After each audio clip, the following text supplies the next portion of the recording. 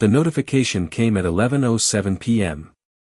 I know the exact time, because I was awake, and I was waiting, and I had known it was coming for the 3 hours since I'd said the word no. Nadia removed you from the Reyes family. That was it. That was the whole message. No warning, no explanation, no we need to talk. Just the name of a group chat, for words I had been a member of for 6 years, for words that held every school pickup change, every birthday party plan, every holiday dinner roster, every photo of my daughter that had ever been sent into the world, and the quiet little tap that someone was no longer welcome in it. The group chat I had just been removed from was called the Reyes family. My name is Adam Hale. And the woman who removed me, Nadia, had been married to me for 8 years. I want you to understand what was going through my head at 11:07 p.m., because it's the most important thing about this story. I wasn't angry. I wasn't hurt, not the way you'd think. I sat there on the couch, in the dark, in the house that I had bought, in the city where I had built everything I had, and I felt, for the first time in 8 years, something that felt a lot like relief. Because Nadia Reyes had just done something she'd been doing her entire marriage, and this time, she'd done it in writing. She had told me, with a single tap on her phone, that I was not her family. And that, as it turned out, was the only permission I had ever needed. Because by 6 a.m. that morning, I had already made the call. Not the call to beg. Not the call to apologize. Not the call from a man who'd been kicked out of a group chat and was desperate to be let back in. It was the call that ended everything, the call I had been preparing to make for 4 months, the call she had handed me on a silver platter the moment her thumb hit that button at 11 o'clock at night. My lawyer picked up on the second ring. She's the kind of attorney who doesn't ask why. She asks what you need and how fast. Danielle, I said. It's Adam. Start the paperwork. Divorce, custody, and the asset protection order. I want it filed before noon. There was a pause. Not the pause of surprise, Danielle had known this was coming for 4 months. It was the pause of a lawyer making sure she understood the scope of what I was saying. You're sure, she said. I've never been more sure of anything in my life. She removed me from the family group last night.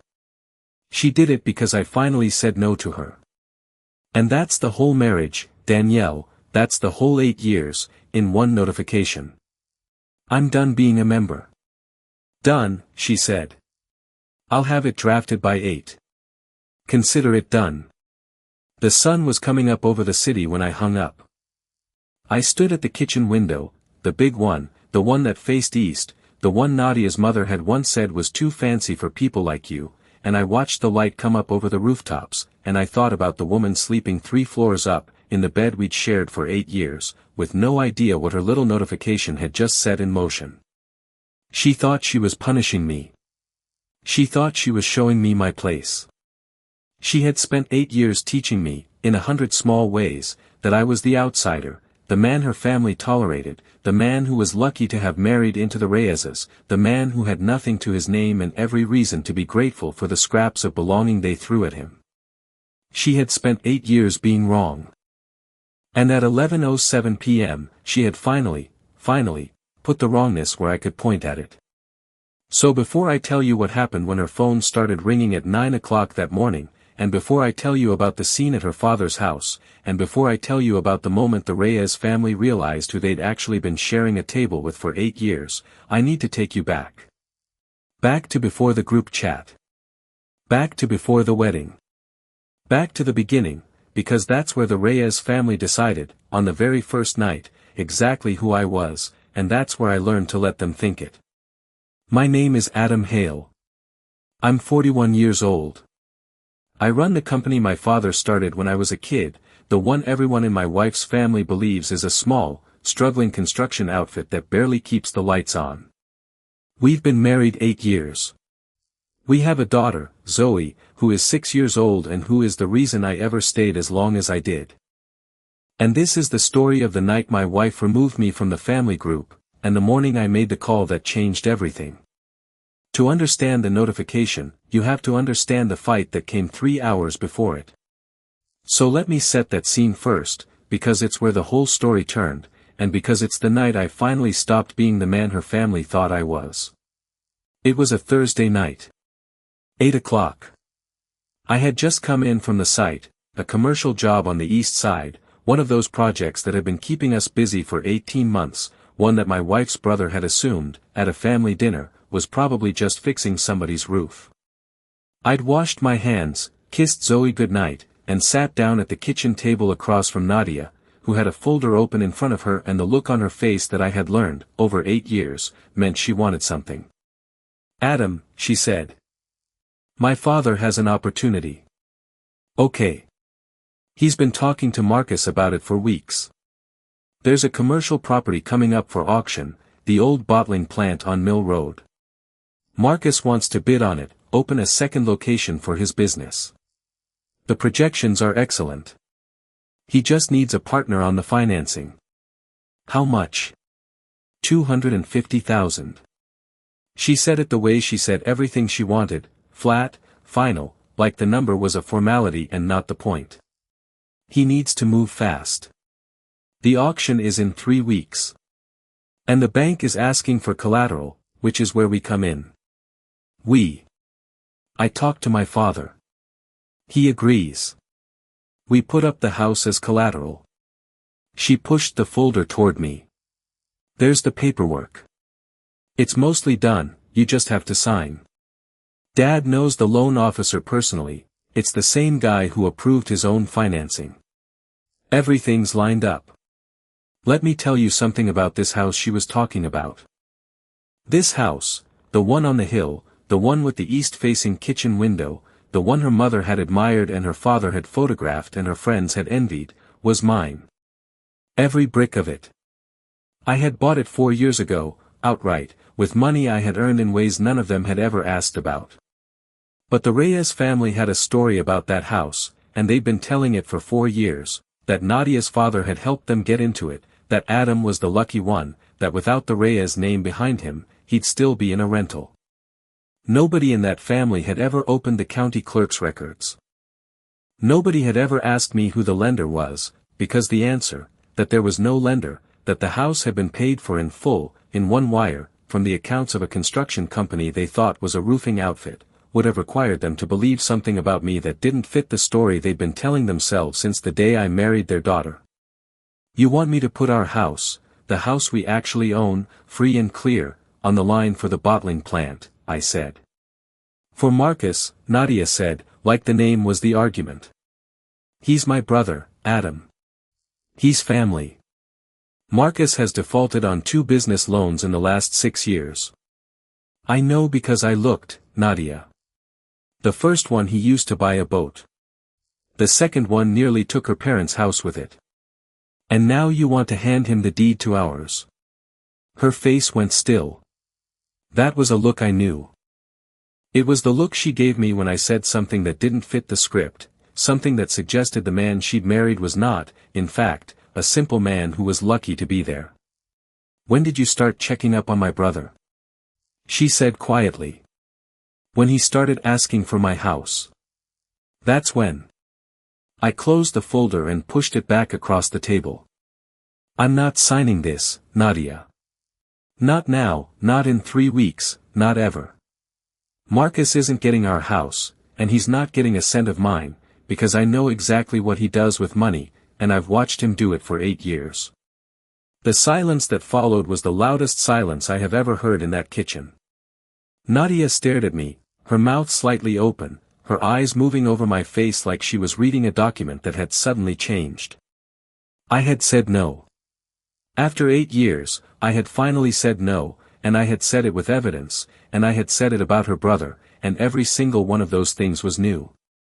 She stood up. "You know what your problem is, Adam? You've never understood what it means to be part of this family. You think it's about accounts and collateral and checking up on people. It's not. It's about showing up. It's about loyalty. It's about," she waved her hand at me, at the kitchen, at the whole life I had built, "about knowing your place.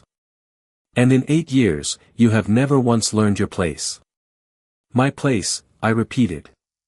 Yes. Your place. She was crying now, not the soft kind, the furious kind, the kind she used when she wanted her anger to have witnesses.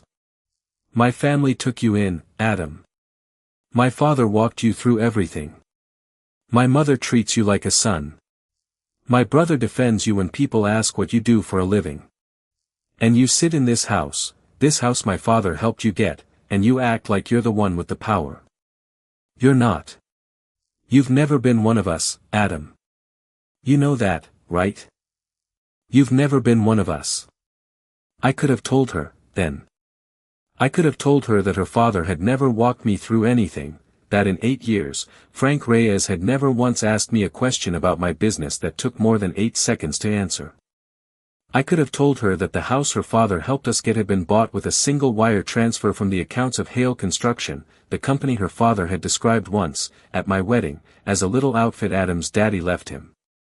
I could have told her that the only reason Marcus had a wedding, and a car, and a business at all was that my mother-in-law had quietly, repeatedly, borrowed against the house she actually did own, Frank's house, to prop up her son, and that the bank had been one missed payment away from taking it, and that I had been the one who made that payment, every time, through accounts they'd never seen. For reasons Frank Reyes knew about and had never once thanked me for. I could have told her all of it. But I had learned, over 8 years, that the Reyes family heard only the story they had already written. So I said the only thing that mattered. Nadia, I said, I'm not signing the folder. That's the whole conversation. Good night. I walked upstairs. I kissed Zoe in her sleep. I went back down to the couch, because I knew what was coming, and I didn't want to be in the bed when she did it. And at 11:07 p.m., 3 hours after I'd said the word that had never been said in our marriage, my phone buzzed on the coffee table. Nadia removed you from the Reyes family. I looked at that notification for a long time. And then I opened my camera roll, the one with 2 years of screenshots in it, and I found the folder I had started 4 months earlier, and I added one more image to it, the notification. The one where she told me, in writing, that I was not her family. Because I had known, for 4 months, that this was coming. I just hadn't known she'd be thoughtful enough to put it in writing.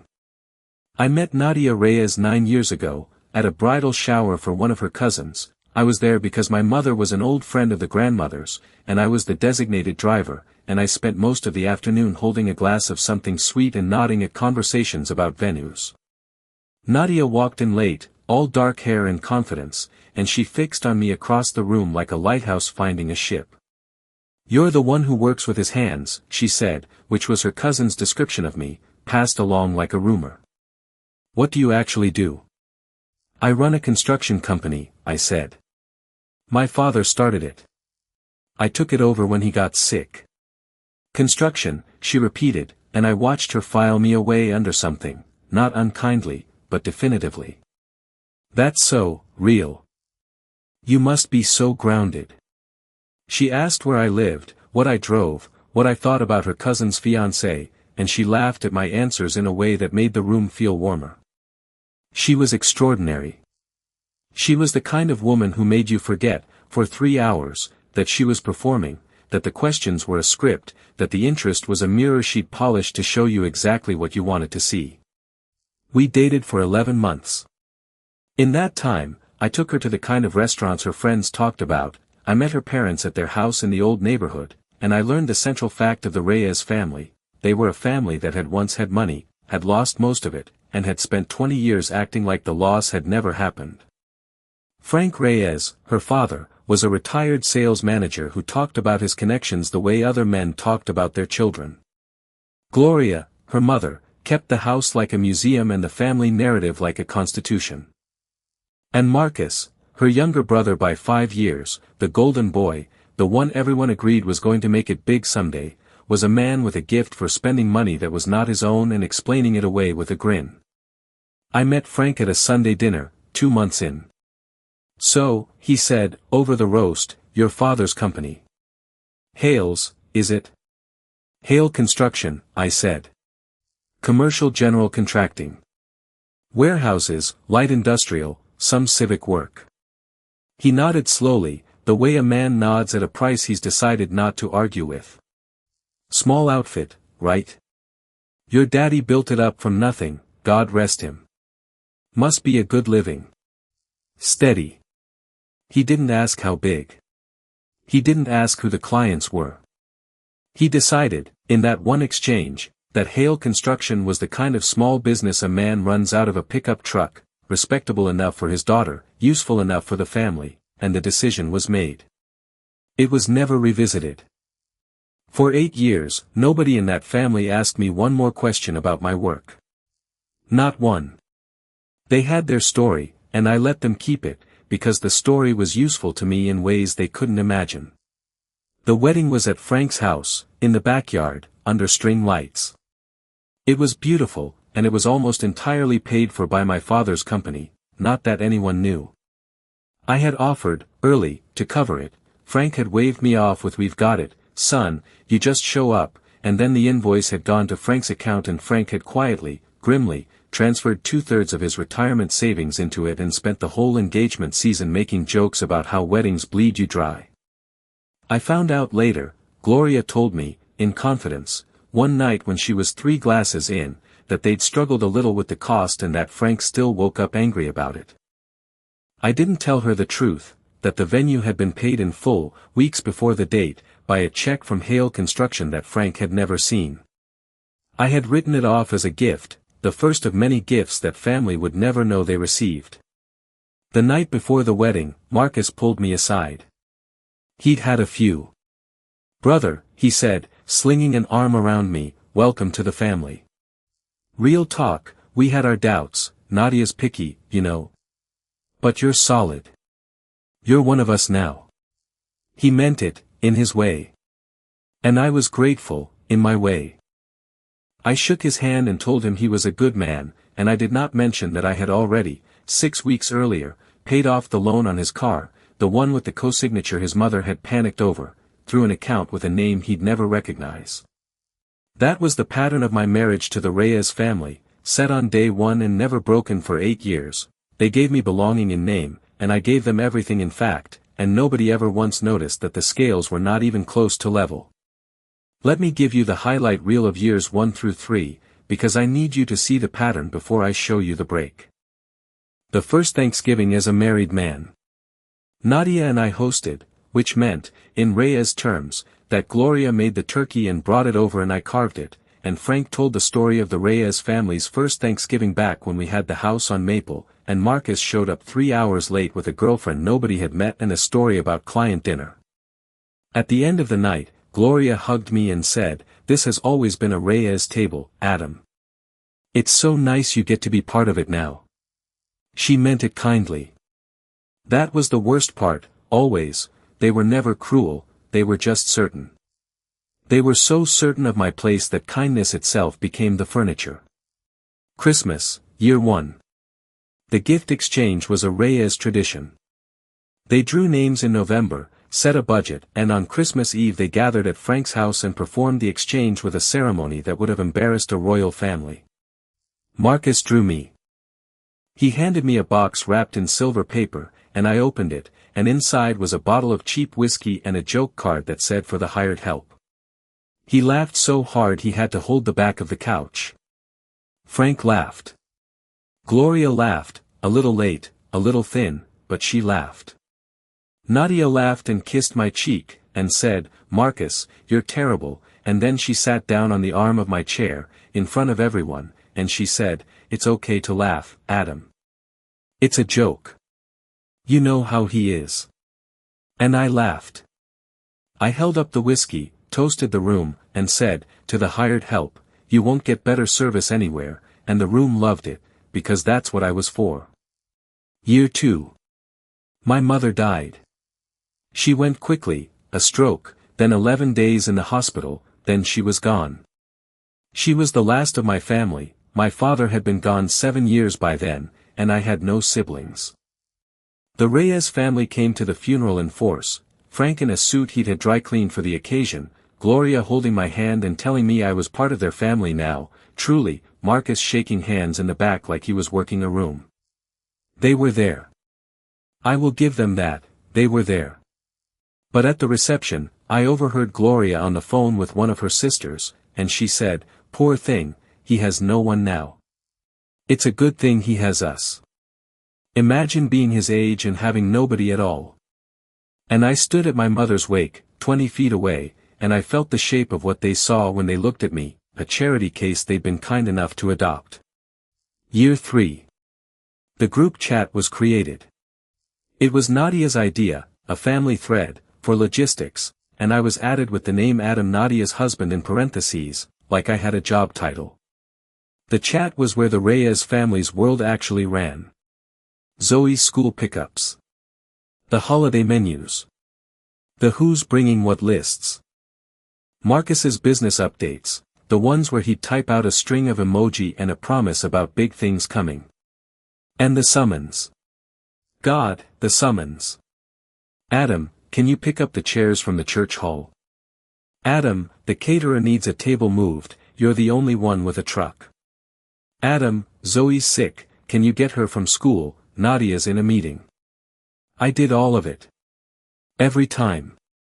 With a thumbs up emoji and no complaint, because the chat was the only place the Reyes family ever treated me like I belonged, and I was mid-drive to prove I deserved it. The rescues happened in the background, in the years nobody was watching. Year 2, Marcus's first business, a sports bar he opened with a friend, went under in 9 months, and when the bank came for the collateral on Frank's signature, it was my payment that closed the gap. Gloria never knew the check came from me, Frank did, because I told him, quietly, one night, with the understanding that he'd never bring it up. He never did. He never said thank you either, not once, but he started looking at me a little differently, the way a man looks at a debt he intends to pretend doesn't exist.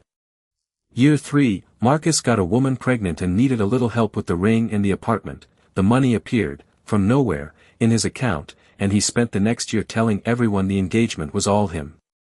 Year 4, the house, the one they all think Frank helped us get, bought outright, in cash, with a deed that has my name alone on it and a lien sheet with exactly 0 entries.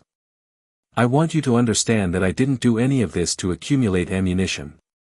I did it because Nadia was my wife, and Zoe was my daughter, and a man builds the roof that covers his own family, even when that family is standing under it telling everyone he doesn't own it. I didn't keep records because I planned to use them.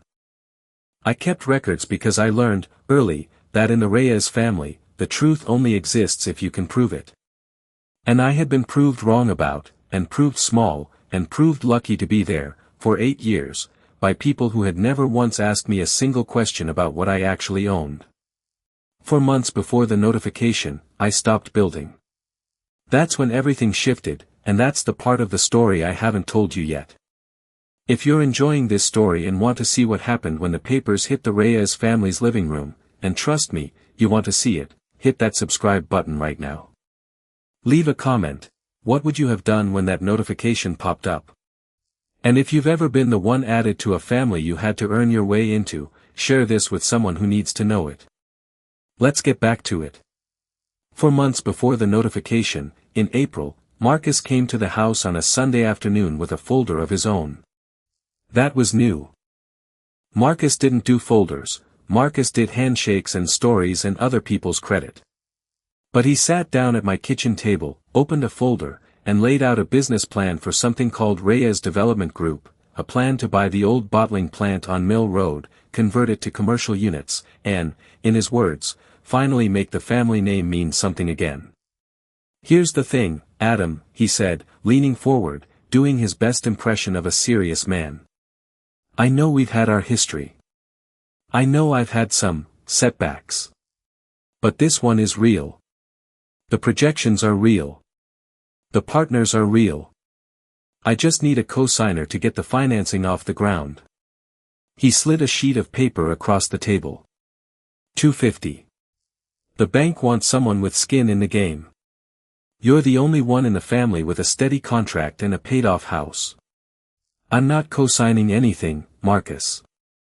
He laughed, the easy laugh, the one I'd heard 1,000 times. Come on, brother. I'm not asking for a gift. I'm asking you to believe in me. That's all. One signature. The family would be. The family, I said, has co-signed for you 3 times. I've personally paid off 2 of those. Your mother's house was almost taken by the bank because of the first one, and the second one cost your father his retirement. You went through all of it, every dollar of it, and you are sitting in my kitchen, 4 years later, asking me to make it 5. The answer is no, Marcus. It's not a loan. It's not a cosign. It's not a conversation.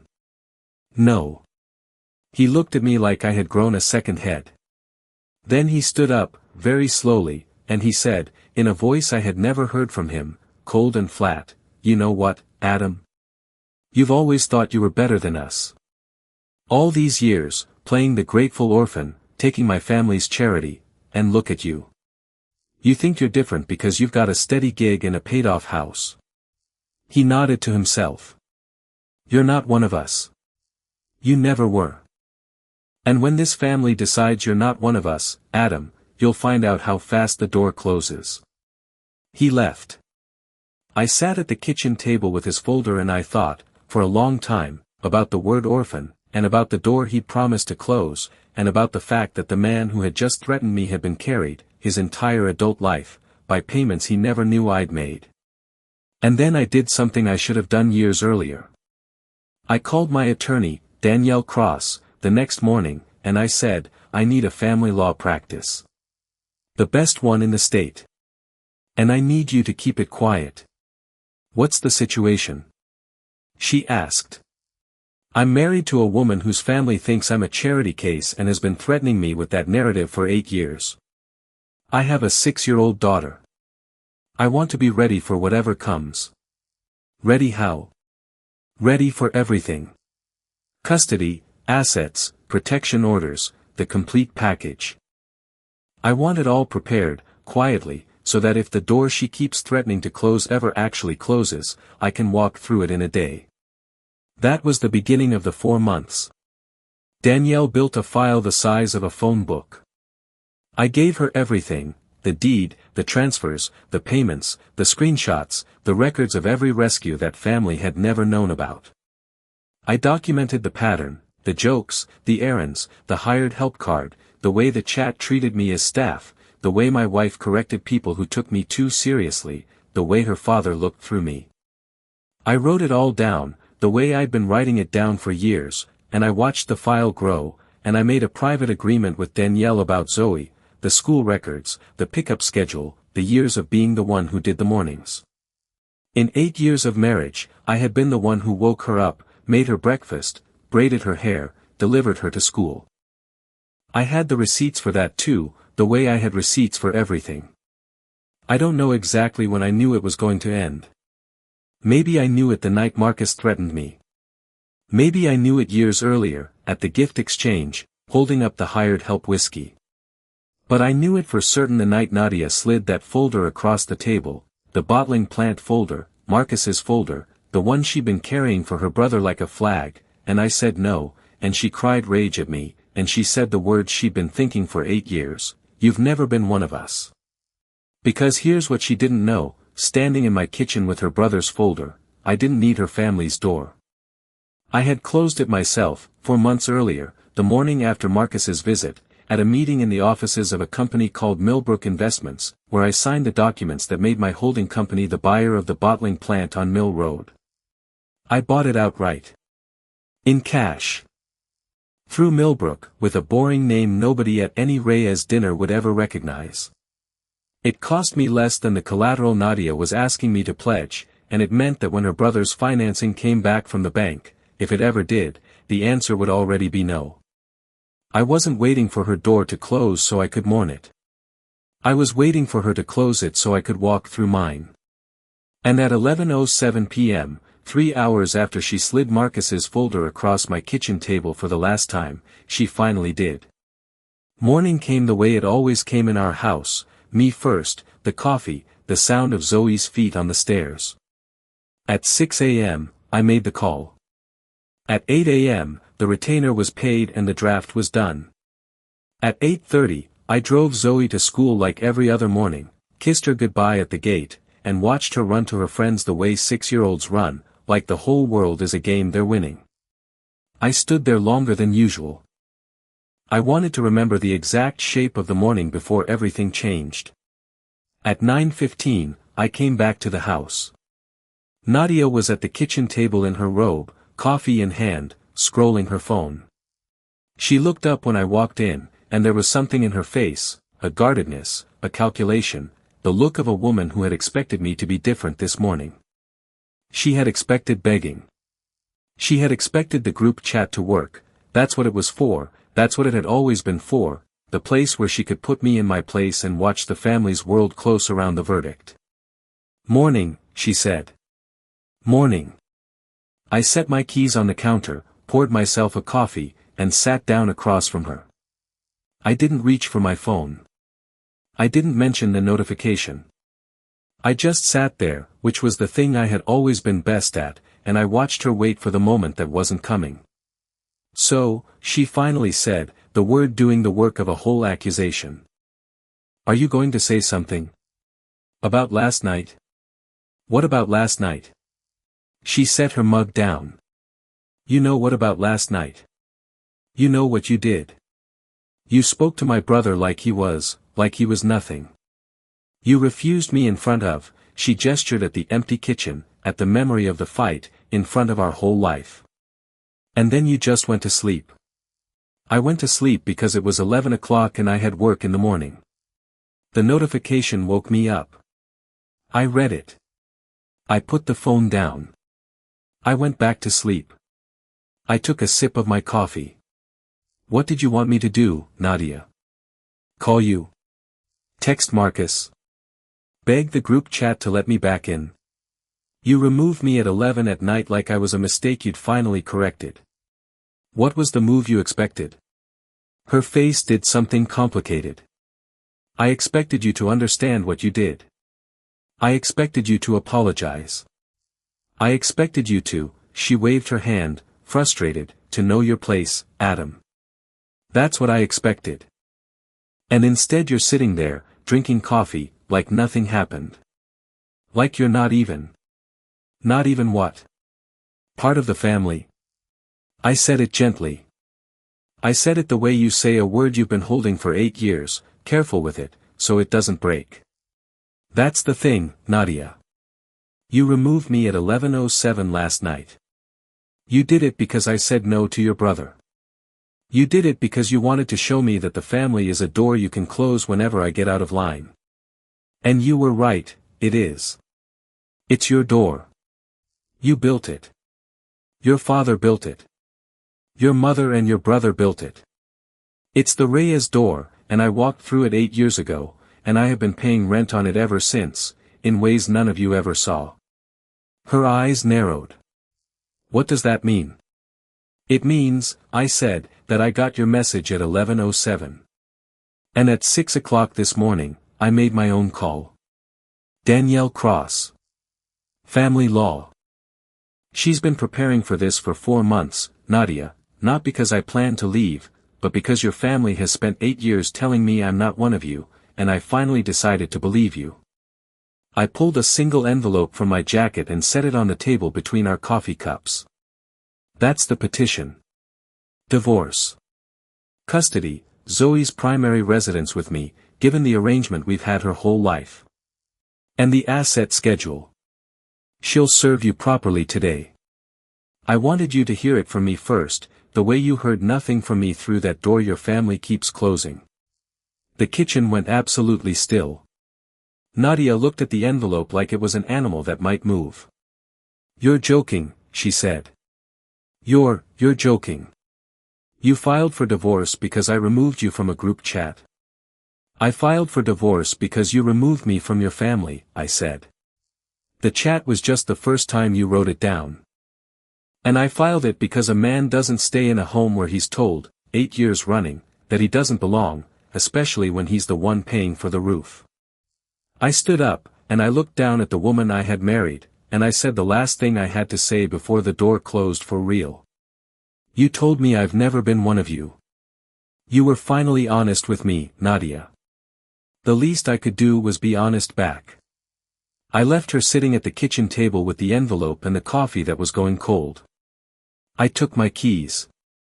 I went to the garage, and I sat in my truck for a long moment before I started it, not because I doubted anything, but because I wanted to feel the shape of the moment, the first morning in 8 years that I had not been a member of the Reyes family on their terms. By noon, the petition had been filed. By 1 o'clock, Danielle had sent the notice to the family's attorney, because of course the family had an attorney. Of course the first thing Frank Reyes did, when his daughter called him crying, was dispatch a lawyer. The Reyeses were many things, but they were never slow to circle the wagons. And by 3 o'clock that afternoon, my phone lit up with the thing I'd been waiting for all day, a text from Marcus, all caps and fury, "What did you do to my sister?" Followed 2 minutes later by a text from Frank, short and cold, "My house. Tomorrow. 7. This ends tonight." I typed back to Frank, one word. Fine. Because I had been waiting, for 8 years, to be invited to that table as myself. Frank Reyes's house sat on the same street it had sat on for 40 years, a 2-story colonial in the old neighborhood, the one the family had been telling stories about since before I met them. I parked in front at 6:55. The curtains moved in the front window. Gloria had been watching for me. I waited a beat, let them have their moment of watching me walk to the door, and knocked. The whole family was there. That was the first thing I noticed, the whole family, seated in the living room like the cast of a play that had been waiting for its audience.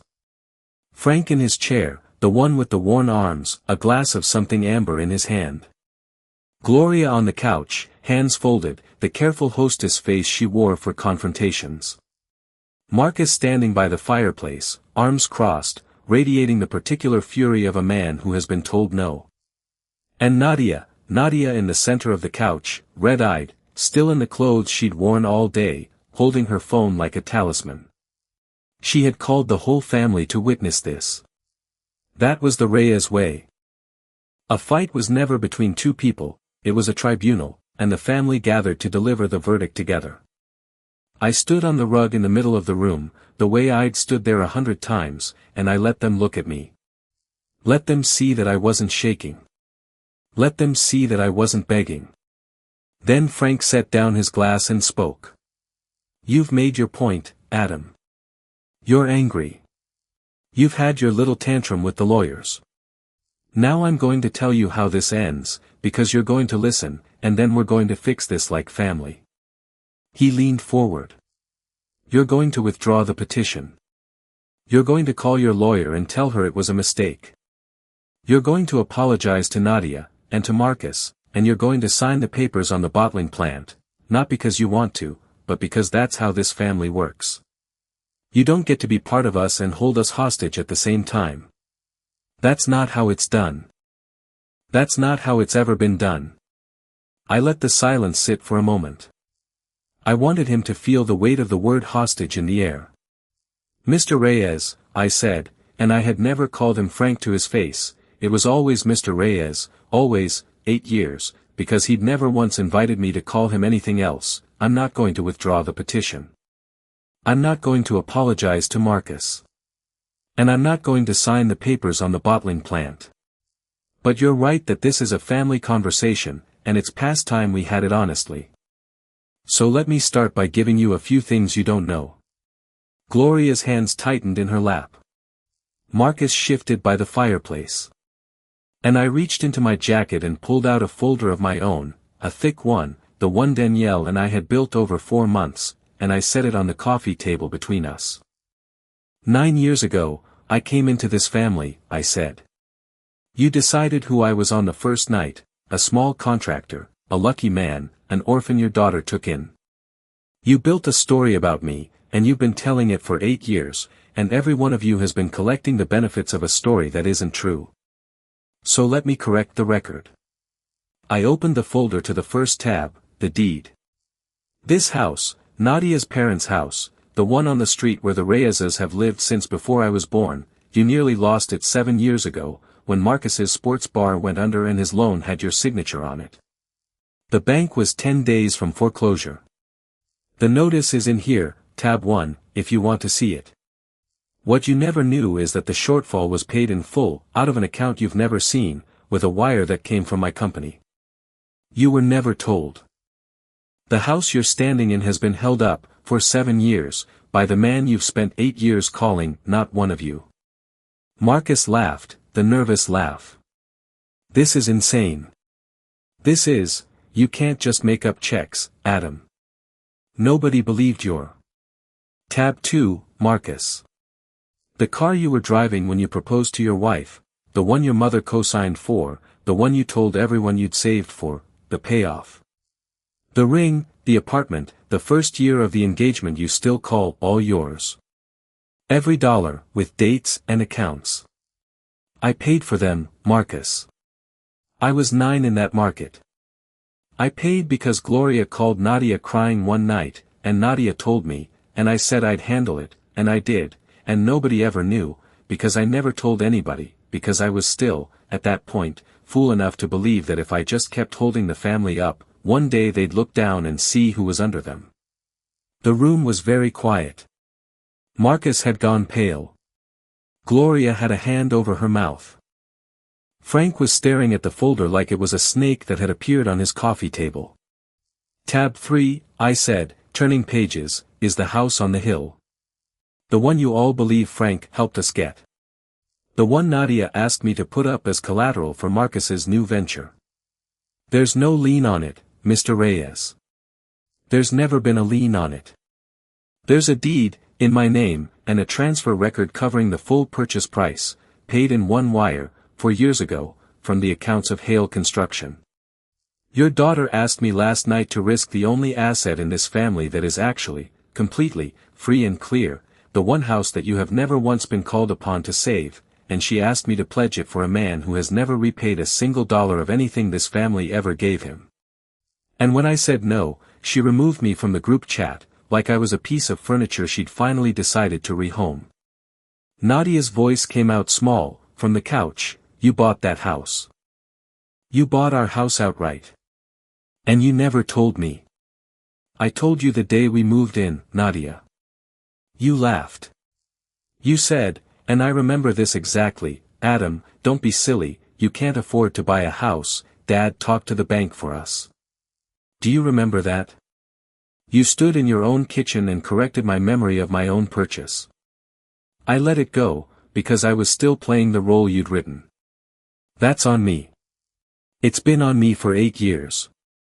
I turned to the last tab, the screenshots, years of them, printed and collated. Tab 4 is the record. The hired help card at the Christmas exchange. The Adam Nadia's husband label in the chat. The 150 times someone in this family asked me to move a table or pick up a chair or fix a car or cover a payment, and the thumbs up emoji I sent every single time. And the notification from last night, Mr. Reyes, which is my favorite entry in the whole file. Because in 8 years, with all the jokes and the errands and the tilted conversations, nobody in this family ever once put it in writing. Your daughter did it last night at 11:07. That's the whole marriage, in one screenshot. I'd show it to you, but I think you've all seen enough of it in practice. The room was silent for a long time. The grandfather clock in the hall ticked. Outside, a car passed. And then Frank Reyes did the thing I had never seen him do in 8 years. He looked at me, really looked, the way you look at a document you've been misreading your whole life, and he said, in a voice stripped of the authority he'd carried like a coat, "Why didn't you ever say anything?" "Because I was told, for 8 years, that I wasn't one of you," I said. "And I believed, for most of that time, that if I just kept being useful, one day you'd change the label. You never did. The label was the whole point." I closed the folder. So Mr. Reyes, Frank, here's the part where I tell you how this actually ends. I'm not withdrawing the petition. Zoe's primary residence is with me, because I have been her primary parent since the day she was born, her school, her mornings, her doctor's appointments, her whole small life. You want to fight me for that? Fine. I have records for every single day of it. I have records for everything. The only reason I have them is that this family taught me, 8 years ago, that I'd need them. Nadia stood up, then. Adam. Please. Please, we can fix this. I was wrong. I've been wrong. Just, please don't do this to Zoe. Don't do this to us. I'm not doing anything to Zoe, I said. I'm doing this for her. Because I want her to grow up in a house where her father's place isn't a label her mother's family hands out and takes back. I want her to know that when someone tells you you're not family, you don't spend the rest of your life paying rent to prove you deserve to be. I want her to see that her father had a spine, and that he spent 8 years hiding it because he was afraid to find out what would happen if he stood up straight. I picked up the folder. The petition stands. The asset schedule stands. And the bottling plant, I bought it, Frank, 4 months ago, through a company named Millbrook, the day after your son sat in my kitchen and threatened me with this exact conversation. Your daughter asked me to pledge this family's last free asset for it. It's already not for sale. It never was. It's mine. I walked to the door. Behind me, the silence was total. The silence of 4 people who had spent 8 years reading the same book and had just discovered they'd all been holding it upside down. And at the door, I turned around one last time, because there was one thing left to say, and it was the thing I had come here to say. The night I met Nadia, I said, I thought I was joining a family. It turns out I was joining a committee that met in this living room, decided who was worth keeping and who was worth carrying, and spent 8 years putting me in the second column while I paid for the first. So here's the last thing I'll say, and I want you to hear it clearly, I was never the one who wasn't family. I was the one who kept showing up to a table that kept telling me I didn't belong there. That's not a commentary on me, Mr. Reyes. That's a commentary on the table. I closed the door behind me. Here's what happened in the weeks after that night, because the aftermath is where the truth lies, and because you deserve to know that this story has more than one ending in it. The Reyes family hired a lawyer, a real one, the kind with a name partner and a reputation. They were going to fight. They were going to fight for custody, for the house they believed was half theirs, for the narrative they'd spent 8 years defending. And for 1 week, it looked like a war. Then Danielle did what Danielle does. She served them with the full asset schedule. Every account. Every transfer. Every payment made on their behalf, going back 8 years, itemized with dates and reference numbers. The family's lawyer, a man who had spent 40 years in this business and had seen every kind of leverage there is, called Danielle and said, in the flat voice of a man delivering bad news to his clients, I've reviewed the record. There's no version of this where my clients come out ahead. I'm going to advise them to settle. Here's the part you won't expect. I didn't want the war. I had never wanted the war. What I wanted was what I'd wanted all along, to be seen, and to keep my daughter, and to walk out of a house that had never been a home with my head held upright. So when the family's lawyer proposed a settlement, custody to me, generous visitation for Nadia, the house mine free and clear, and a confidentiality agreement that would keep the whole thing out of the county records, I signed it. I didn't ask for $1 of alimony, though I was entitled to it on paper. I didn't require an apology, though I'd earned one 1,000 times over. I signed, because I had finally learned that the point was never to make them small. The point was to stop being small myself. Nadia moved out that spring. It was strange, watching her go, strange because, in the end, the person I remembered marrying wasn't the one who carried boxes out of the house on the hill. The woman I married had been bright and quick and full of plans. The woman who left had spent 8 years believing a story her family told her about the man who loved her, and by the time she stopped believing it, it was too late to unlearn the habit of looking down. She's not a villain in this story. That's the part one want you to understand. She was a woman who was handed the wrong map at 18 and followed it faithfully, and the only person who could ever have redirected her was standing right next to her the whole time, playing the role she'd assigned him.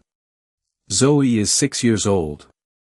She's the reason this story has the ending it has, and she's the reason I made the call at 6 a.m. instead of waiting to see if the notification would be followed by an apology. It never was. I taught her, in the months after the divorce, the thing my father taught me, that family isn't the word on the group chat. It's the person who shows up. It's the person who holds the roof up and doesn't tell anyone. It's the person who would rather be invisible and useful than loud and owed.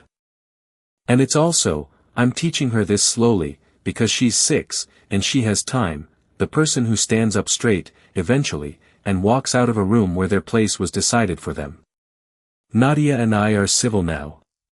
We co-parent. We do school pickups and birthday parties and the careful choreography of two people who share a child and share a history they don't agree on. She's never once apologized for the group chat, and I've never once asked her to, not because I don't deserve it, but because I've stopped needing the people in that story to understand it.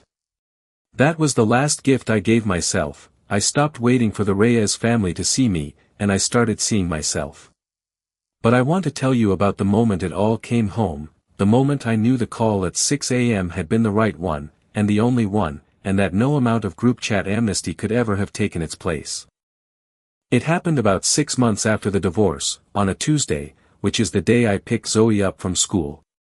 I was standing at the gate with the other parents, and Zoe came running out with a picture she'd painted, a house, and 3 stick figures, and a sun with a big face, and she held it up to me and she said, "Daddy, look.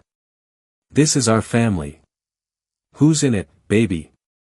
"You," she said, pointing. "And me. And Grandma. Grandma is my mother, who died when Zoe was 2, but she knows her from pictures, from the stories, from the way I say her name. And Grandpa. My father, who died before Zoe was born. And that's us. Where's Mommy?" I asked, careful, the way you're careful with a 6-year-old's universe. She shrugged, the way 6-year-olds shrug at questions that don't fit the picture. "Mommy has her own house now. This is ours." And she looked at me, my daughter, the sun-faced kid, the reason for every decision I made that year, and she said, "You're my family, Daddy. You're my whole family." I stood at the gate of the elementary school, in the late afternoon light, with my daughter's painting in my hand, and I cried. I cried the way I hadn't cried in years, not because I was sad, and not because I was free, but because it was the first time in my life that someone had looked at me and said the word family and meant me. Me. Not the label. Not Adam, Nadia's husband. Not the hired help, not the lucky orphan, not the man who pays the invisible bills. Just me. The sunset was enormous behind the school roof. I held the painting up to the light, the way you hold up something you never want to forget, and I thought about the notification at 11:07, and the call at 6 o'clock, and the folder on Frank's coffee table, and all the years of thumbs-up emoji and covered payments and doors held open for people who never once asked who I was. And I thought, it took 8 years, but the family I was actually supposed to belong to was the one that has 2 stick figures and a happy sun in it. The group chat is gone now. Nadia deleted it, started a new one, just for immediate family, which I've never been told the meaning of, and which I've stopped caring about. My phone is quieter than it's ever been. And that's fine. That's more than fine. Because my phone, my house, my daughter, and my life all belong to me now, not to the version of me the Reyes family wrote, but to the one who made the call. I still run the company. I still buy the buildings. I still show up early and pay the bills and keep the quiet ledger of a life nobody asks me about, except now, nobody asks me about it because it's mine. Mine, and Zoe's, and nobody else's to label. Let me tell you the last thing, because it's the thing I think about most often, and it's the reason I'm telling you this story at all. People hear the title, "My wife removed me from the family group at 11 p.m., by 6 a.m. I had already made the call," and they think it's a story about revenge. It's not. It's a story about the exact moment a man finally stops waiting to be invited. You need to understand what that notification was, in the world of that house. It wasn't a message. It was a door. For 8 years, the door had been the whole architecture of my marriage, the door that opened when they needed a table moved, and closed when I got out of line, the door that Nadia walked through with the family's verdicts in her hand, the door that Frank stood behind when he told me how things worked. The group chat was the door, digitized. And at 11:07 p.m., 3 hours after I said no for the first time in my life, Nadia closed it in my face. Here's what she didn't know when her thumb hit that button. She didn't know that I'd stopped needing the door 4 months earlier, the morning after Marcus sat in my kitchen and threatened me with this exact exit. She didn't know that I'd been practicing, in the quietest way a man can practice, for the moment she finally used the only weapon she had. She thought the notification was the punishment. It was the permission. Because here's the truth about people like me, in families like that. We don't leave. That's the thing nobody tells you. The man who gets called hired help at the Christmas exchange, the son-in-law who carries the tables and pays the invisible bills, the one who's told 150 times that he's not one of you, he stays. He stays because he loves his wife, or because he loves his daughter, or because the alternative is admitting to himself that 8 years of investment was a net loss. He stays until the family hands him the exit, in writing, and then he walks through it with a whole life's worth of receipts in his hand. That's what the call at 6 a.m. really was. It wasn't a scramble. It wasn't an ambush. It was 4 months of preparation meeting a moment that had been coming for 8 years.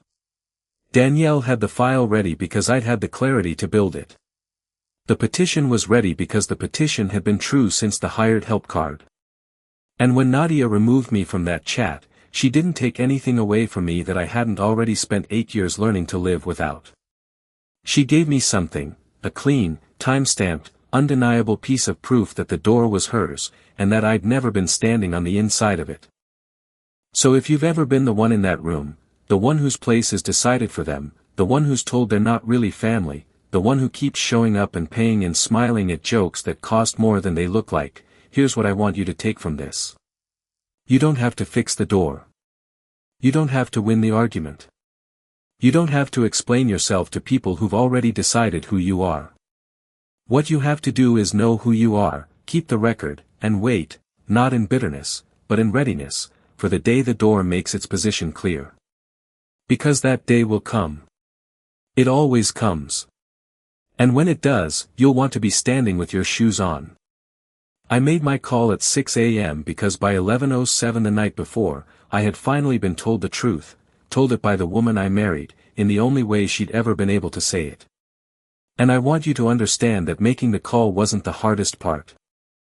The hardest part was the 8 years I spent before it, being a member of a family that had never once let me be one of them, and believing that if I just kept carrying the roof, one day someone would look down and change the label. Nobody ever did. That's the part one want you to hear. I spent 8 years waiting to be invited inside a door I was already holding up. And the night Nadia closed it, she did me the biggest favor of my life, she freed me from the waiting. She freed me from the hoping. She freed me from the version of myself that needed the Reyes family's approval to know my own value. The family dinners stopped, of course. The Sunday rituals, the Christmas exchanges, the group chat logistics, all of it stopped the week the petition landed on Frank's coffee table. There's a silence where that life used to be, and for a few months, the silence was loud. But here's the gift inside the silence, it emptied out a space in my life that had been full of other people's assumptions, and I got to fill it with my own. Zoe fills most of it. She fills it with her paintings and her questions and her 6-year-old theology about family, which is better than anything I learned in 8 years of trying to belong somewhere I didn't. The company fills some of it, the work that built the roof I never got thanked for holding up, the work that paid for the house the Reyes's thought they'd helped us get, the work that bought the bottling plant out from under Marcus's feet while he was still printing the business cards. I've hired more people. I've taken on bigger jobs. I've stopped hiding the receipts in a folder, and I've started living like the man they describe. And last month, on a Tuesday, my pickup day, the best day of the week, Zoe and I were driving home from school, and she was in the back seat, and she said, out of nowhere, "Daddy, do you have a family?" I looked at her in the rearview mirror. "You're my family, baby. You're my whole family."